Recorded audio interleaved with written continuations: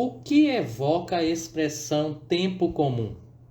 Rotina, cotidiano sem novidades ou surpresa. O que evocam essas 34 ou 36 semanas do ano litúrgico conhecida como tempo comum? É possível ser um bom cristão sem compreender o sentido de mais da metade do ano? Amados irmãos e irmãs que nos acompanham aqui nas formações da Escola Litúrgica e dos canais e redes sociais de Carlos Magno Ericeira. Essas preocupações motivam o surgimento de mais formações em torno de entender o destino e o que se deseja fazer no tempo comum, um tempo especial de caminhada à luz do Espírito do Pentecostes, alimentados pelos sacramentos e seguindo os passos dos santos, a Virgem Maria, os apóstolos, mártires, doutores, confessores, pais e mães de família. É caminhar em companhia com todos esses grandes amigos e amigas de Jesus. Os santos celebrados todos no primeiro domingo de novembro. É um caminhar para a glória, pois a coroa desse tempo de graça é a solenidade de nosso Senhor Jesus Cristo, Rei do Universo, celebrado no 34º domingo do tempo comum, como quando encerraremos o ano litúrgico. E é pensando nisso que nós estamos apresentando mais uma vez uma formação sobre o ano litúrgico, e aqui especificamente sobre este ciclo, tempo comum, primeira e segunda parte. E essa formação, queridos amigos e irmãos, ela tem assim o objetivo de nos fazer mergulhar mais neste tempo que celebra as alegrias pascais. Demonstrar que a liturgia é a grande fonte de espiritualidade cristã e de toda a igreja. É o objetivo geral que nós, então, apresentamos. Liturgia é a celebração do mistério pascal de Cristo e se volta para o núcleo fundamental da fé que celebramos no decorrer de todo o ano litúrgico. No documento 43 explica: o ano litúrgico está dividido em ciclos, que são 2 principais e o tempo comum dividido em 2 partes. E nele nós olhamos os mistérios da encarnação, paixão, ascensão, envio do Espírito e a vinda gloriosa do nosso Senhor. Esse ciclo é ininterrupto, ele não tem começo e nem fim. E perpassa por 2 dimensões, a celebrativa memorial e a dimensão pedagógica. Na memorial, temos os mistérios de Cristo no ponto de vista teológico litúrgico. Lembrar o que Jesus fez por nós. E na dimensão pedagógica, tem uma dinâmica do ano litúrgico para formar cristãos, isto é, pessoas que se comprometam com o projeto de Jesus. A liturgia tem seus ritmos no tempo e acontecem num determinado momento, expressam sentidos no tempo da vida humana. Acontecem se expressando e no decorrer da passagem dos ciclos e dos dias e dos anos e das horas, nós vamos então mergulhando num ritmo diário, um ritmo que nos conduz a um mergulho profundo no mistério pascal de Jesus Cristo. Tarde, dia, noite, luz, trevas, tudo isso é levado em consideração. Além do ritmo diário, temos o ritmo semanal e o ritmo anual. Dias que compõem um mês, meses que compõem um ano. Assim podemos perceber como o ano litúrgico está tão perfeitamente arquitetado ao longo de um ciclo de 3 anos, A, B e C, e a importância do dia, da noite, da semana, do mês e do ano. Porque a liturgia ela vai então se estruturando. E o dia litúrgico é marcado principalmente por 2 momentos: o ofício da manhã o ofício da tarde e com vigílias também são sugeridas ao longo do ano, para que a gente possa dar sentido expresso através das orações a todo o processo que o ano litúrgico quer nos fazer amadurecer. Com o ofício da manhã, o ofício da tarde, o nascer do sol, o pôr do sol, o entardecer, anoitecer, amanhecer. Tudo isso compõe um ritmo diário que faz com que nós possamos entender a ação salvífica de Deus e possamos celebrá-la nos diversos horários, assim como fazia na tradição Jesus, na tradição judaica. O ano litúrgico acentua para nós a importância fundamental do dia do Senhor, que é o primeiro dia da semana, chamado de domingo, memorial dos cristãos. Nesse ritmo diário, é dia de reunião, é dia de celebração, traz elementos rituais, além da assembleia, a palavra, a Eucaristia, e nos conduz durante a semana. Com especial importância, o domingo abre a semana e a gente vai passar por essa meditação dos mistérios de Jesus Cristo durante os dias semanais. Assim, dentro do ano, conforme vocês estão percebendo pelos esquemas e estudos apresentados através dos slides, nós podemos então meditar sobre todos os aspectos da ação salvífica do Senhor. São, como eu já disse, são 3 ciclos: o ciclo da Páscoa, o ciclo do Natal e o tempo comum, dividido em 2 partes. E nós aqui vamos começar a falar só nesta apresentação sobre o tempo comum, que são de 33 a 34 semanas, onde medita-se especialmente a vida pública de Jesus, os seus feitos, as suas palavras, a sua ação na vida pública, enquanto esteve presente no meio de nós.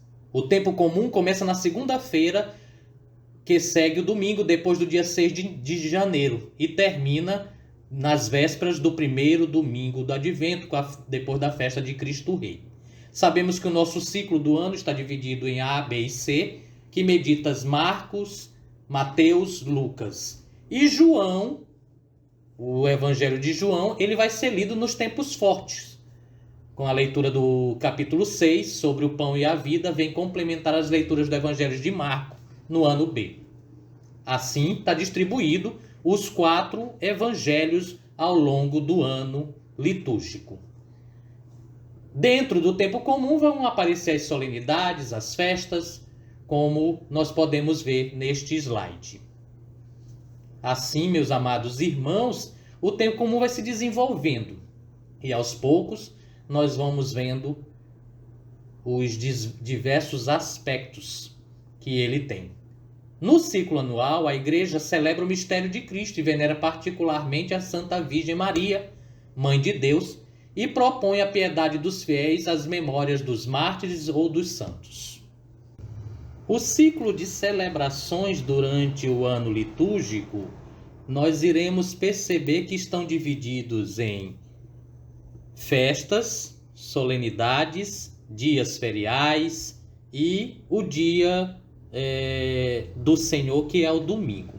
As solenidades são ciclos ou são constituídas pelos dias mais importantes.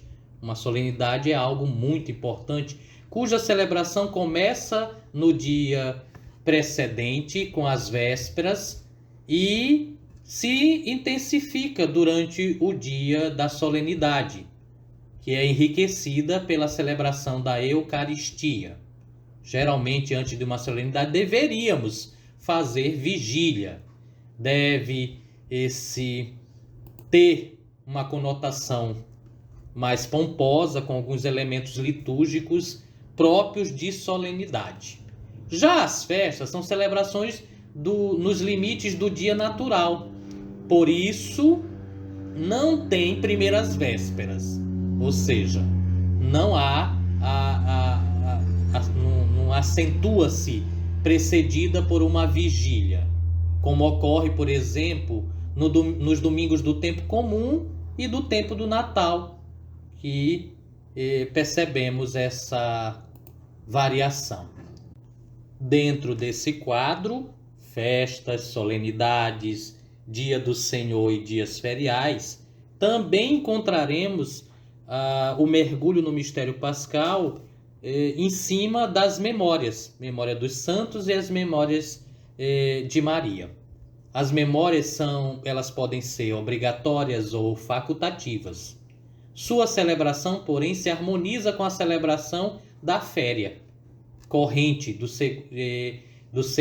segundo as normas expostas na introdução geral do missal romano. Trata-se de celebrações que ocorrem no dia de semana, nas quais se inclui uma simples recordação do respectivo santo, por exemplo. Neste caso, os elementos fundamentais, como as leituras, são os do dia de semana corrente.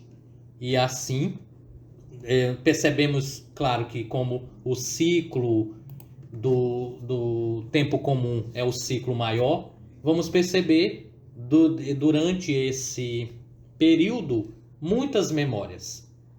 Lembrando que as memórias dos santos, elas estão colocadas dentro do ano litúrgico para nos ajudar a compreender o mistério pascal e o mistério de Jesus Cristo daquela celebração, daquele respectivo dia. Não é basicamente para que, ao fazer memória de um santo, a história e a vida do santo se sobressaia mais do que o mistério celebrado, a centralidade que é sempre Jesus Cristo. Os dias de semana que seguem após o domingo são sempre chamados de férias e celebra-se de diversos modos segundo sua importância. Podemos esclarecer como, por exemplo, a quarta-feira de cinza e as férias da Semana Santa, de segunda a quinta-feira, inclusive, tem preferência a todas as outras celebrações. E encontramos as férias do Advento, que geralmente fica entre 17 e 24 de dezembro. Todas as férias da Quaresma também têm preferência às memórias obrigatórias. E todas as outras férias cedem o lugar às solenidades e festas que se combinam com a memória ali celebrada. O tempo comum é marcado pela ação do Espírito Santo celebrado no Pentecostes, na vida dos cristãos. Daí a importância. E é o caminhar da igreja alimentada pelos sacramentos, seguindo os passos de Jesus. Claro, pode-se dizer que o tempo comum é um tempo de apelo à santidade, com certeza. A vida de muitos santos e santas ao longo desse tempo é um estímulo à santidade. Neste tempo, descobrimos que todos os caminhos do bem são aptos a nos conduzir à realização da vontade de Deus, à nossa santificação. Diante desse quadro de lembrança e memória dos santos, nós vamos encontrar santos mártires que deram o sangue pelo reino, santos que pelo próximo consumiram toda a sua vida, santos pobres, reis e rainhas santos, santos e santas virgens, santos casados, santos e santas missionários, santos contemplativos, santos e santas religiosos, santos leigos, santos e santas intelectuais e santos semi-analfabetizados. Em poucas palavras, há inúmeros caminhos que conduzem à santidade. Podem resumir esse tema com as palavras de Paulo aconselhando os filipenses no capítulo 4, versículo 8 e 9. E ele diz o seguinte: finalmente, irmãos, ocupem-se com tudo o que é verdadeiro, nobre, justo, puro, amável, honroso, virtuoso ou que de algum modo mereça louvor. Pratiquem tudo o que vocês aprenderam e receberam como herança, o que ouviram e observaram em mim. Então, O Deus da paz estará com vocês. É nessa linha que nós devemos mergulhar no tempo comum, nesse ciclo anual. E assim absorver de todo o ciclo os inúmeros sinais sensíveis, sinais visíveis da graça, do poder de Deus no mundo, na nossa história e na nossa vida.